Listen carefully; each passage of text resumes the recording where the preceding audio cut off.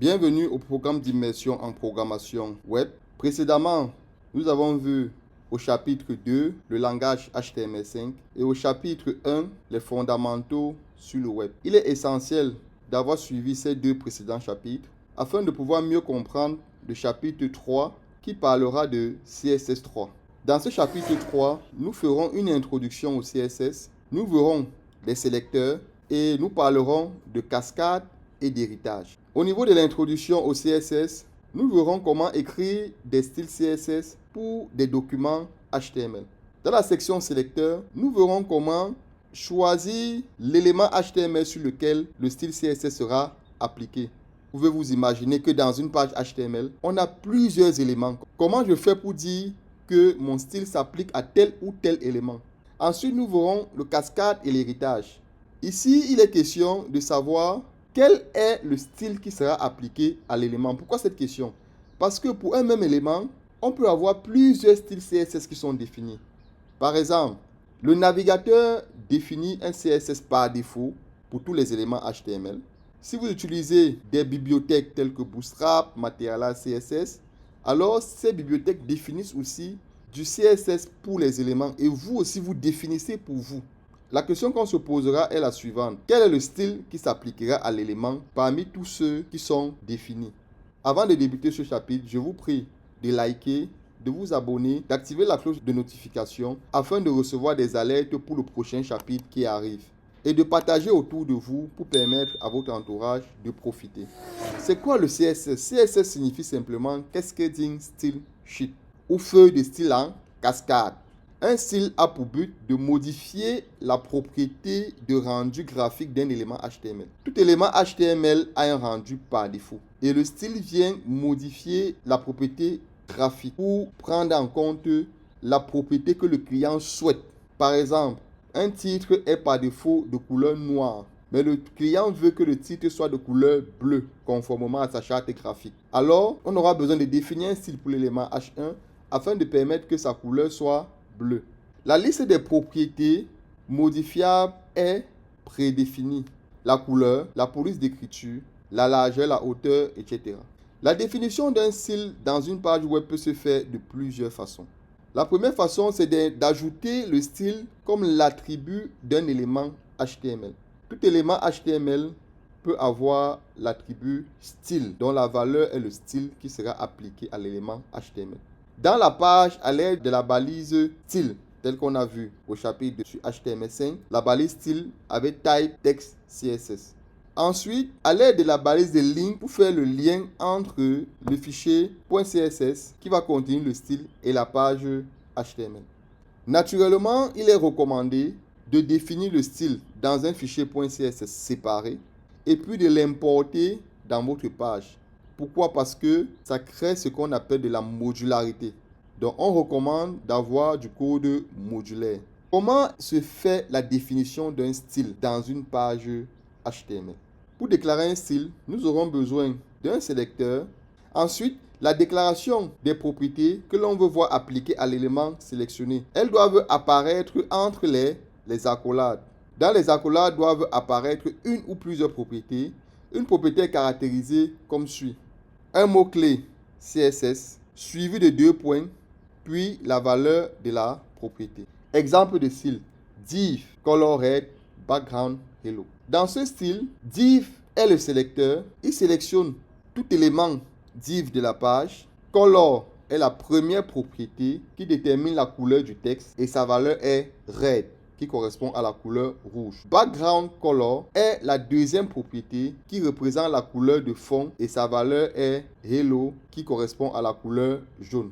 Pareil que le HTML5, il existe aussi un validateur CSS HTTP jw3.org. À défaut d'utiliser ce validateur, vous pouvez utiliser l'éditeur VS Code qui va vous permettre de valider en temps réel votre style CSS3. À ce stade, vous avez des notions de base pour la définition des styles. Cependant, des éléments importants doivent être maîtrisés par tout développeur qui désire faire des feuilles de style avancées ou excellents. Le premier élément, c'est les sélecteurs. Comment sélectionne-t-on un élément dans la page HTML? Alors, en CSS, il existe plusieurs façons de sélectionner un élément dans une page HTML. La première façon et la façon la plus simple, c'est de sélectionner un seul élément HTML. Dans ce cas, le sélecteur est constitué du nom de l'élément. Par exemple, P, color yellow, background color blue, pour que le texte de tous les paragraphes figure en jaune sur fond bleu. Dans ce sélecteur, vous verrez P uniquement. P, c'est l'élément P.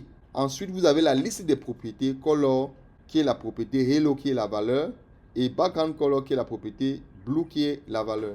Ensuite, nous avons la possibilité de sélectionner plusieurs éléments. Dans ce cas, qu'est-ce qu'on fait? Le sélecteur est constitué de tous les noms des éléments concernés séparés par une virgule. Par exemple, P, H1, div, color hello, background color blue. Pour que le texte de tous les paragraphes, les titres H1 et les divs figurent en jaune sur fond bleu. Ensuite, nous avons le sélecteur universel qui est constitué du caractère étoile qui permet de sélectionner tous les éléments de la page HTML. Par exemple, étoile, background color blue pour que la couleur de fond de tous les éléments soit bleu. Ensuite, CSS3 introduit la notion de classe pour permettre de regrouper plusieurs balises dans une même classe afin de les appliquer le même style. Pour regrouper plusieurs balises dans une même classe, nous devons donner la même valeur d'attribut classe à toutes ces balises. Et pour obtenir le sélecteur à partir de cette classe, nous devons préfixer la valeur de l'attribut classe par un point. Par exemple, point évidence color red est applicable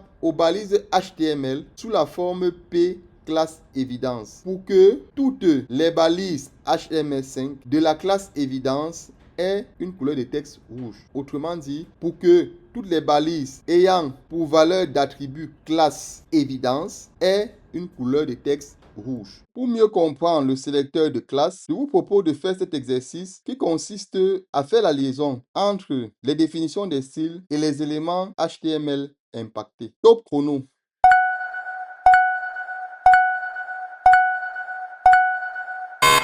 Alors, pour le premier style, nous avons étoile.success color green. Le sélecteur de ce style est étoile.success. Ce sélecteur est composé de deux sélecteurs. Étoile qui est le sélecteur universel qui sélectionne tous les éléments de la page. Point success qui est le sélecteur de classe qui sélectionne tout élément de la page ayant success comme valeur de l'attribut classe. Alors, regardons dans le body, quels sont les éléments HTML qui ont pour valeur d'attribut classe success. On commence. L'élément H1, la classe est success, il est validé. Ensuite vient l'élément H2, la valeur c'est content. Il est annulé. Ensuite, l'élément div, la valeur est content, puis copyright, puis success. Il est validé. Parce que, en plus de la classe success, l'élément div appartient aussi à la classe content et à la classe copyright. Alors, le style 1 s'applique aux balises H1 numéro 4 et div numéro 6. Ensuite, le deuxième style H2 point content, background color red, color white. Le sélecteur de ce style est H2.content. Ce sélecteur est composé de deux sélecteurs. Le sélecteur d'éléments H2 qui sélectionne tout élément H2 de la page. Donc ici, on s'intéresse uniquement aux éléments H2. Ensuite, le sélecteur de classe .content qui sélectionne tout élément de la page ayant content comme valeur de l'attribut classe. Alors, que fait ce sélecteur? Il sélectionne tout élément H2 ayant content comme valeur d'attribut classe. Dans le body, pour retrouver l'élément concerné, on commence par chercher tous les H2. Dans le body, on a un seul H2. OK?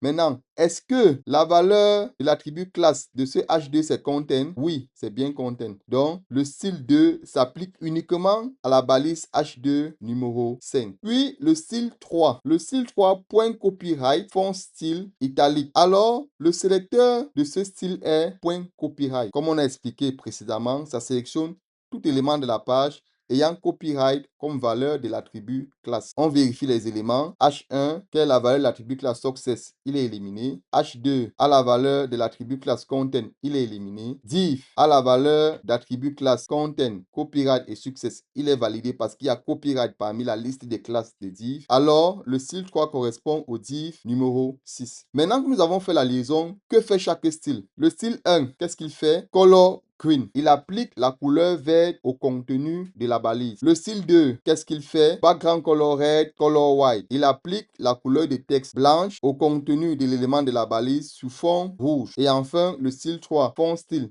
italique. Il applique le style italique au contenu de la balise. Ensuite, nous avons le sélecteur d'identifiant. Toute balise HTML5 possède un attribut ID. La valeur de cet attribut ID doit être unique dans toute la page. Le sélecteur d'identifiant est donc construit en préfixant la valeur de l'attribut ID par le caractère dièse. Par exemple, dièse évidence color red est applicable à une balise HTML de la forme P ID évidence pour que l'unique balise HTML ayant pour valeur d'ID évidence ait une couleur de texte rouge. Ensuite, nous avons le sélecteur d'attributs qui permet d'appliquer un style à un élément lorsqu'il possède un attribut donné. Par exemple, P title color red pour que tout élément P ayant défini l'attribut title ait une couleur de texte rouge. Puis nous avons le sélecteur à partir de valeurs d'attributs pour tout élément possédant un attribut avec une valeur donnée. La vérification de la valeur peut être l'égalité.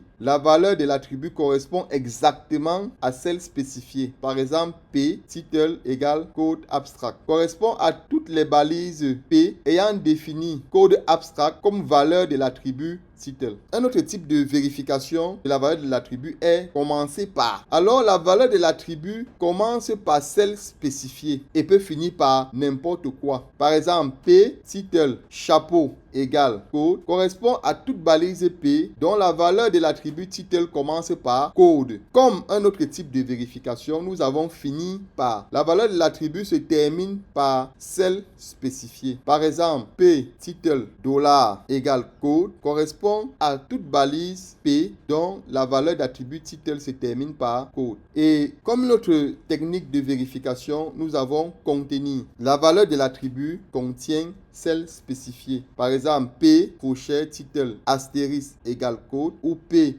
crochet title tilde égale code correspond à toute balise dont la valeur de l'attribut title contient code. Pour mieux comprendre le sélecteur à partir d'attributs et des valeurs d'attributs, je vous propose de faire cet exercice qui consiste à faire le lien entre chaque définition de style et les éléments HTML5 de la page impactée. Top chrono.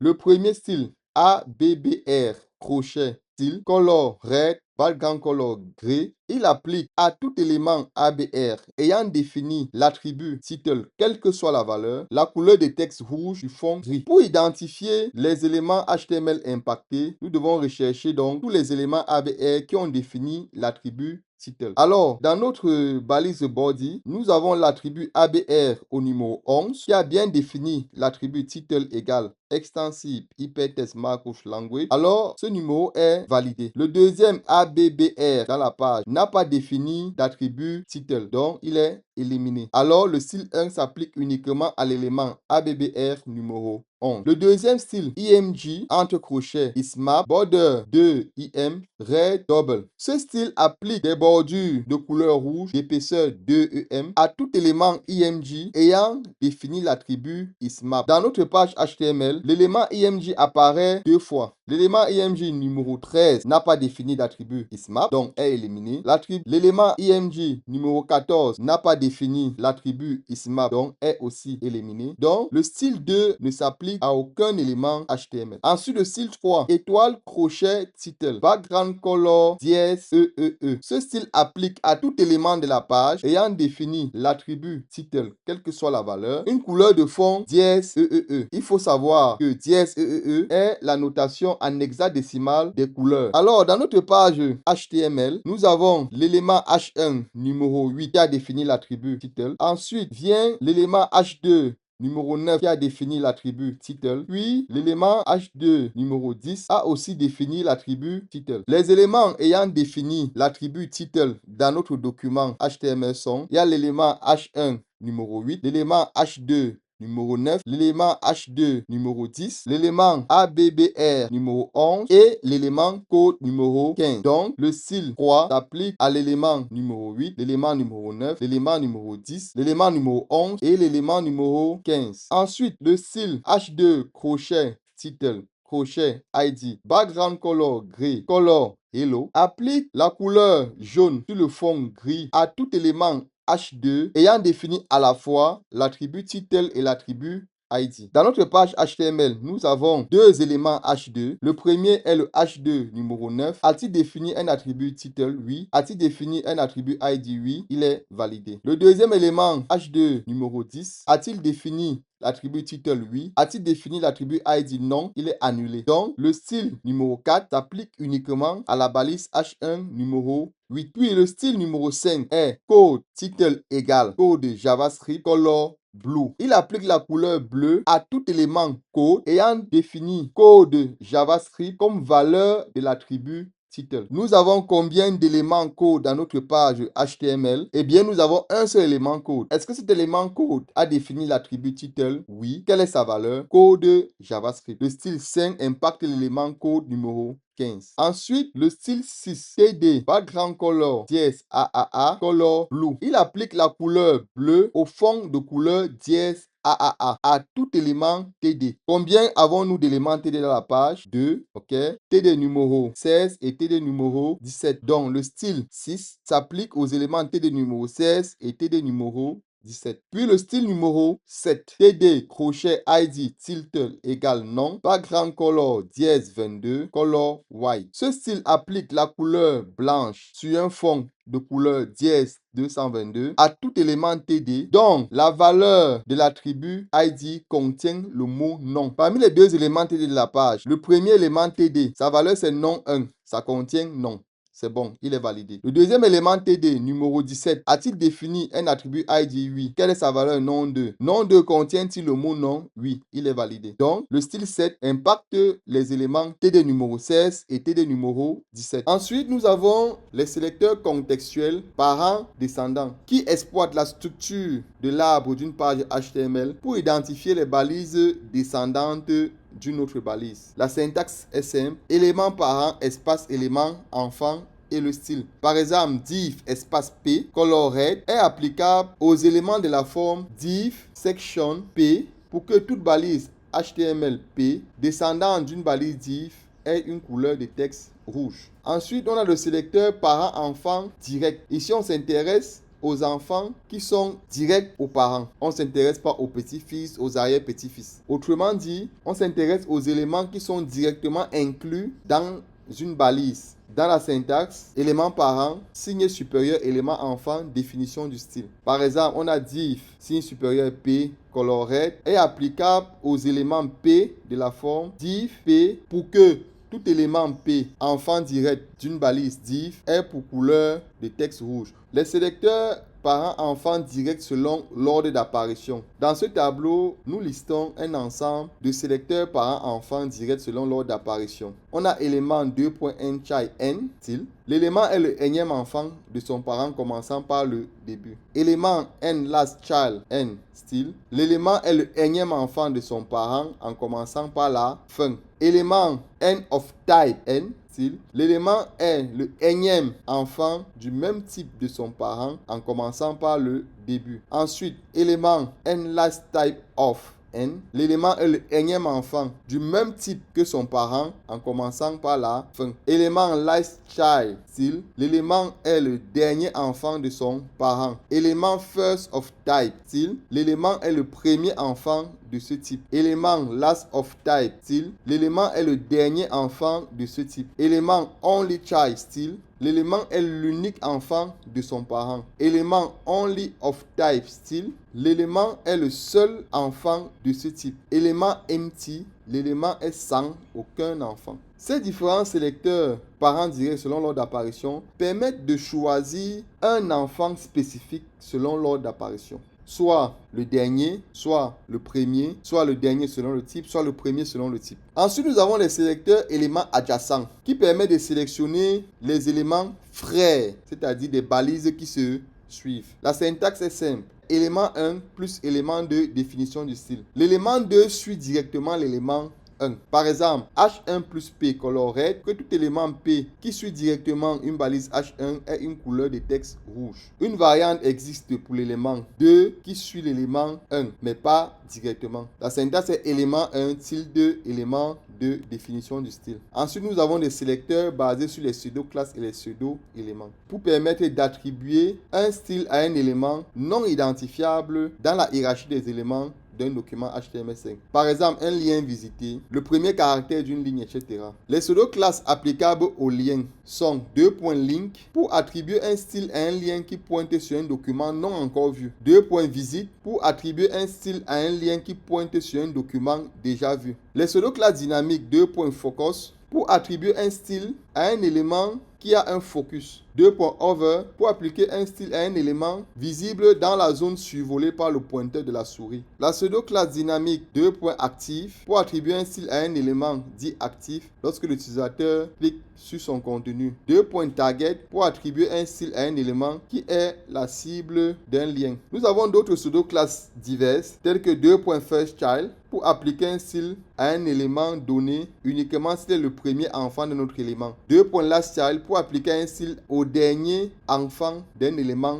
parent. 2.nChildN pour attribuer un style à tout élément qui est le énième enfant de son parent. 2.nLastChildN pour attribuer un style au énième élément à compter de la fin. 2.lastChildOf pour attribuer un style au dernier élément d'un type donné contenu dans un élément parent. 2.onlyChild pour attribuer un style à l'élément qui est enfant unique de son parent. 2.langCode pour appliquer un style à un élément si son attribut lang a une valeur précisée par son code de langue. 2.empty pour attribuer un style à un élément vide. 2.enable pour attribuer un style à un élément input dont la valeur de l'attribut enable vaut enable. 2.disable pour appliquer un style aux éléments input dont la valeur de l'attribut disable vaut disable. 2.check pour attribuer un élément au style input de type bouton radio ou case à cocher quand il est à l'état coché. Ensuite, nous avons des pseudo-éléments tels que 2.firstLetter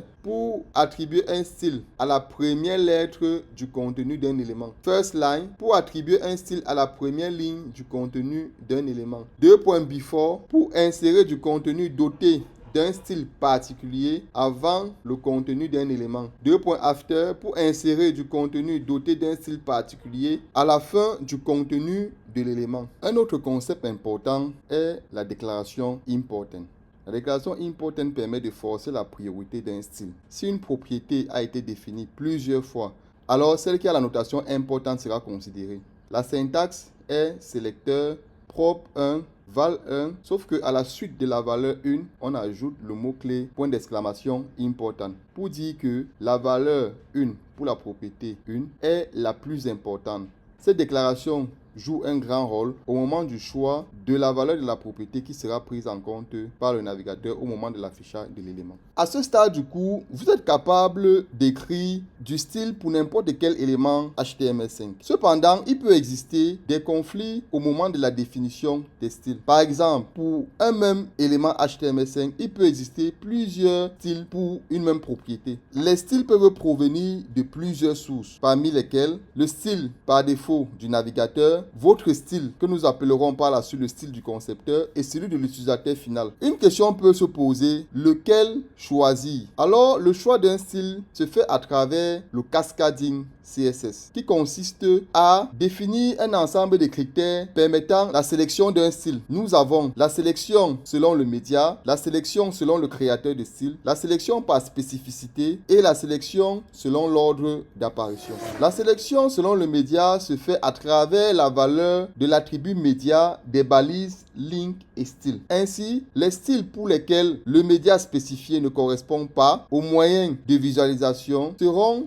éliminés. Ensuite, la sélection selon le créateur du style. Nous la décrirons de la plus importante à la moins importante. Nous avons les styles définis par l'utilisateur employant la déclaration important. Ensuite viennent les styles du concepteur employant la déclaration important. Puis les styles de l'utilisateur non déclaré important. Ensuite, les styles du concepteur non déclaré important et enfin les styles par défaut du navigateur. Si les deux critères précédents n'ont pas suffi pour déterminer le style à appliquer à l'élément, alors nous avons la sélection par spécificité qui se fait par calcul de la spécificité de chaque sélecteur à l'aide d'un nombre n de 4 chiffres sous la forme A, B, C, D.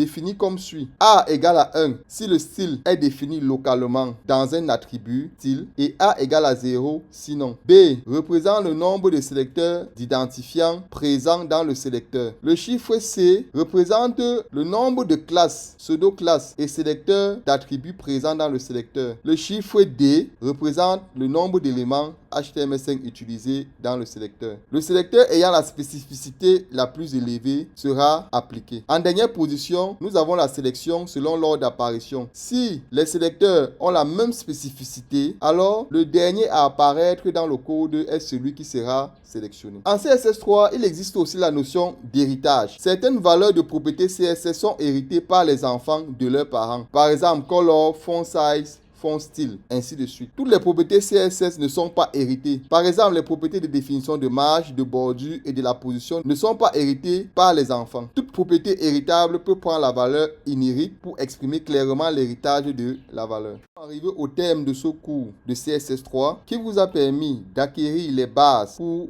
le développement des styles CSS pour n'importe quel élément HTML, il vous reste d'apprendre la liste de toutes les propriétés et les valeurs possibles pour pouvoir créer des designs avancés. Par la suite, nous aurons un atelier pratique pour mettre en pratique les compétences acquises pendant le cours de HTML5 et pendant ce cours de CSS3. Nous vous remercions de rester scotché, d'activer la cloche de notification afin d'être notifié au moment de la publication de cet atelier pratique.